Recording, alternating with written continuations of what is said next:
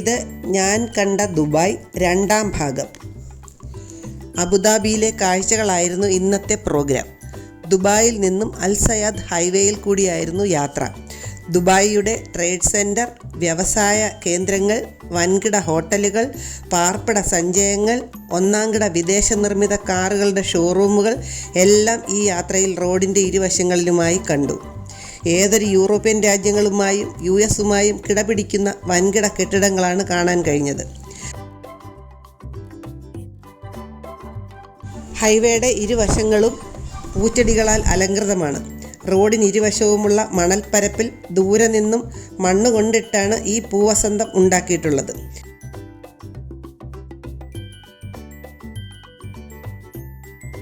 അബുദാബിയിലെ പ്രസിദ്ധമായ അയ്യപ്പ ക്ഷേത്രത്തിലേക്കായിരുന്നു ആദ്യ യാത്ര.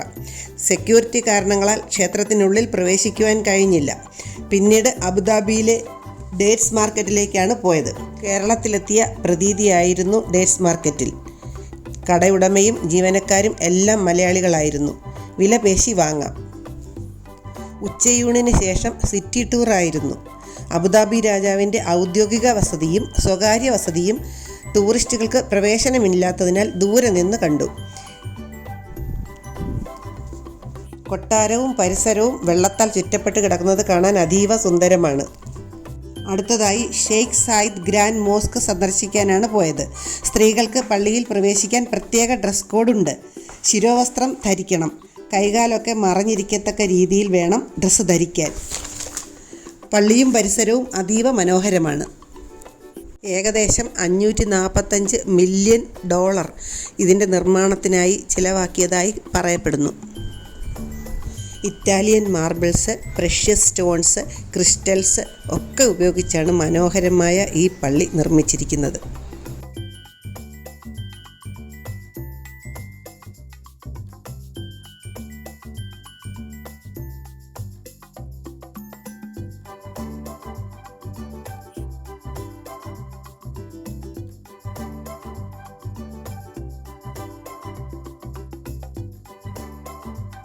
സന്ധ്യയോടെ ഗ്ലോബൽ വില്ലേജ് സന്ദർശിക്കാൻ എത്തി.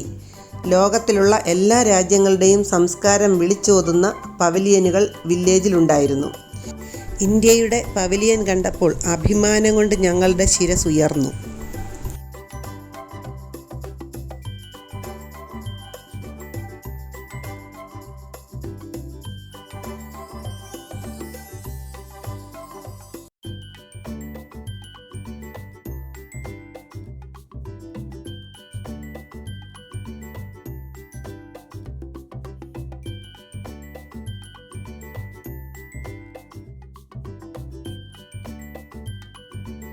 വൈദ്യുത അലങ്കാരത്താൽ ഗ്ലോബൽ വില്ലേജ് അതിമനോഹരമായി കാണപ്പെട്ടു.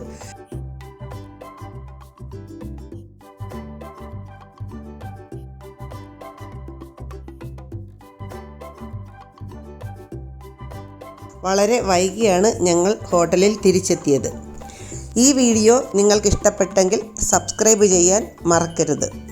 ലൈക്കും ഷെയറും കമൻറ്റും ചെയ്യാനും മറക്കരുത്. പുതിയൊരു വീഡിയോയുമായി വീണ്ടും കാണാം. ബൈ.